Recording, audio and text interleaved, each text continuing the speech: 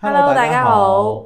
鄧律師啊，喺香港咧，其實聘用家庭外籍傭工都好普遍啦。咁、我哋而家咧有成30幾萬嘅外傭㗎。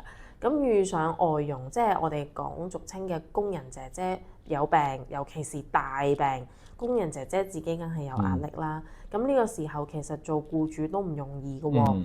咁首先我哋要問下啦，工人姐姐患病，使唔使由僱主承擔醫藥費嘅咧？OK，咁啊，根據工人姐姐用嘅標準僱傭合約嘅條例啦，工人姐姐喺受僱期間患病咧，無論係工作所致啦與否啦，咁咧就僱主咧都必須要咧為佢提供免費嘅醫療㗎，包括診症啊、住院啊、牙科啊等等咯。不過咧，以上唔包括咧外傭自願或者出於個人理由離開香港嘅期間生病受傷，例如佢有陣時每年放假翻鄉下期間受傷，咁就唔包嘅。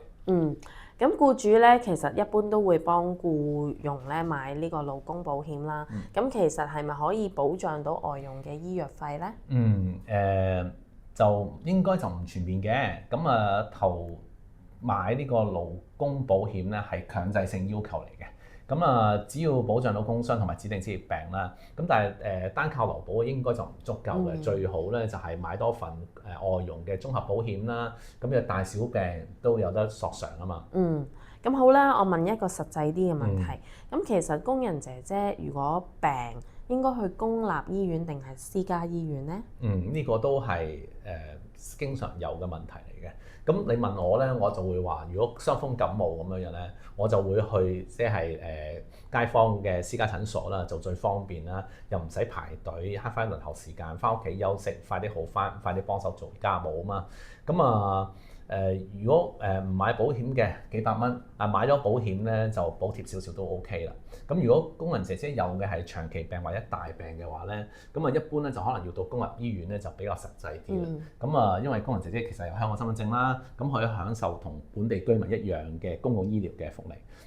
每日或者每次都係可能100幾十蚊咁樣。咁其實僱主可唔可以因為工人姐姐病得太耐，解僱咗患病嘅工人姐姐呢？ OK， 同我哋其他片一樣啦。咁我哋都好肯定話俾你聽咧，唔可以因為病咧去炒咗個員工嘅。僱主如果解僱病緊嘅員工咧，或者係啦證實佢懷孕咗嘅員工咧，其實咧呢啲都係屬於違法嘅。一經定罪咧係會被罰款10萬蚊。外傭亦都咧就如果有權咧，根據相關法例咧就話僱主咧不合理咁樣去解僱要求補償。如果僱主發現有薪病假去解僱外傭嘅時候咧，仲可能會違反為殘疾歧視條例啦，所以要非常小心處理啦。如果正如頭先咁講過啦，要跟翻勞工法例放假嘅安排。咁外傭患上嚴重疾病又點算呢？如果不幸咁樣啦，工人姐姐真係有患咗大病啦、重大危疾咁樣啦，或者係甚至乎一啲終極疾病啊、癌症咁咧，僱主咧一般都未必有能力負擔佢私家醫院嘅昂貴嘅診治費用啦。